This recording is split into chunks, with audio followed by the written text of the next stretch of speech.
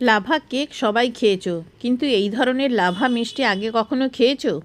একবার দেখলে পরে যে কেউ এই মিষ্টিটা বাড়িতে বানিয়ে ফেলতে পারবে। খুবই সহজভাবে আমি তোমাদের সাথে আজকের এই মিষ্টিটা শেয়ার করেছি। বাহিরের কভারটা সুজি দিয়ে তৈরি করেছি, আর ভেতরের যে লাভাটা সেটার জন্য কোনো রকম ক্রিম কিন্তু আমি ব্যবহার করিনি। দই দিয়েই এই লাভাটা বানাতে হবে। পুরো রেসিপিটা শেষ পর্যন্ত দেখো। ভালো লাগলে পরে লাইক কমেন্ট শেয়ার করার অনুরোধ রইল। এইরকম সুন্দর একটা মিষ্টি দেখার জন্য আমার চ্যানেল কুক উইথ বন্যাতে তোমাদের সবাইকে স্বাগত। তাহলে let's start this recipe, easy cooking with me.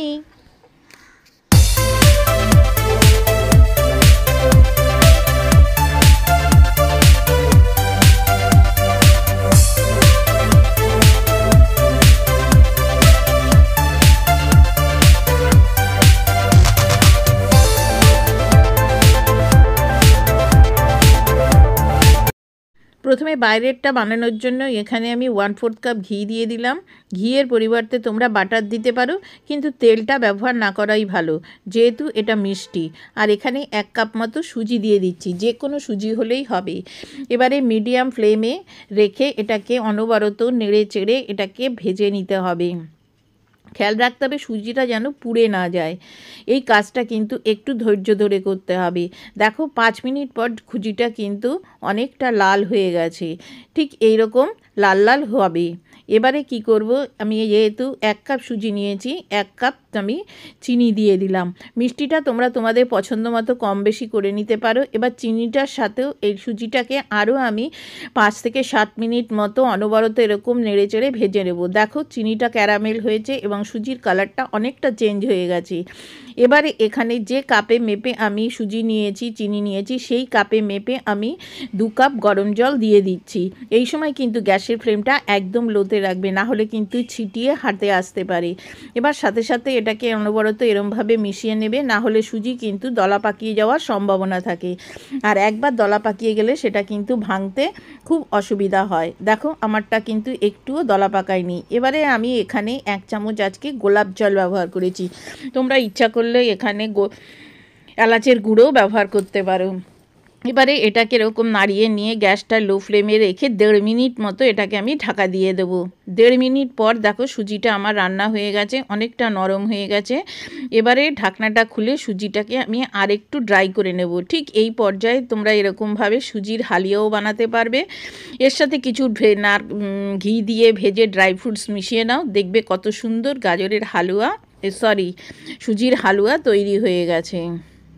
ঠিক এই রকম পর্যায়ে এটাকে আর বেশি রান্না করা যাবে না, তাহলে কিন্তু আর বাইন্ডিংয়ে আসবে না। এবার এটাকে নামিয়ে ঢাকা দিয়ে একটা সাইডে রেখে দেব।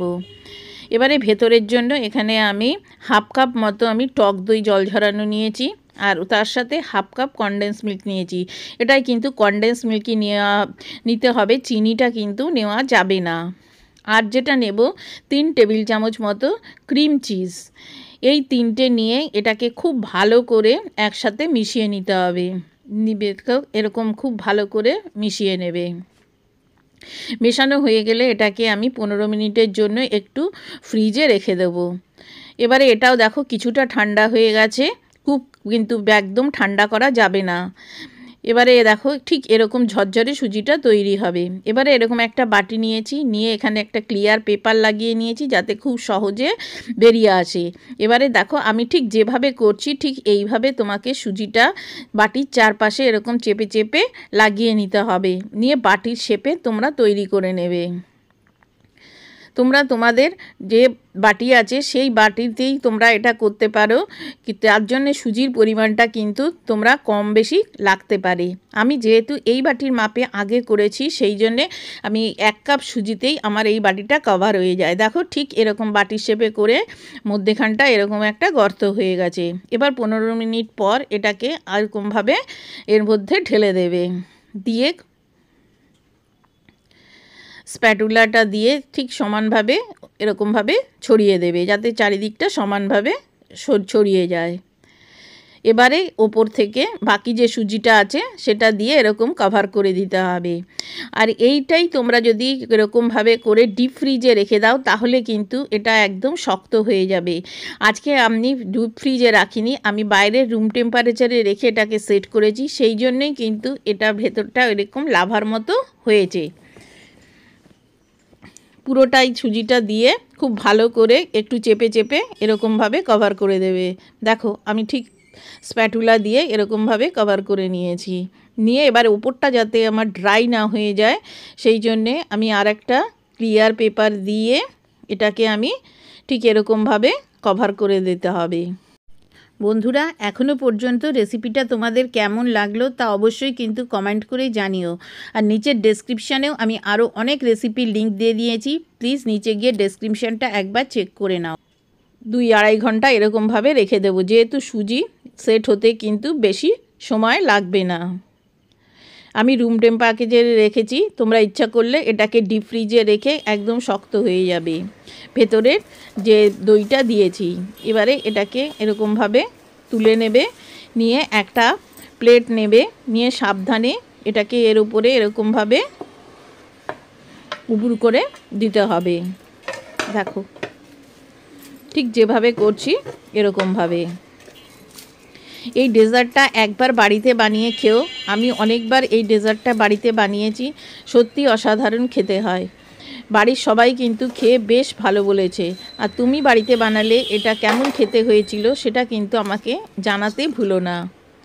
এবারে ওপরে একটুখানি ডেকোরেশনের জন্য একটু পেস্তার গুঁড়ো আমি এরকমভাবে দিয়ে দিলাম। এটা এতটাই ভালো খেতে হয় যে এটা সাজানোর কোনো দরকারই পড়ে না। দেখো এবারে এরকমভাবে কেটে নেবে।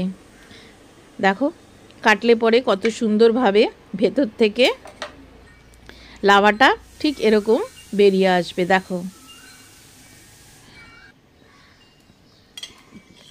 আজকের এই রেসিপিটা তোমাদের কেমন লাগলো তা কিন্তু অবশ্যই আমাকে জানিও।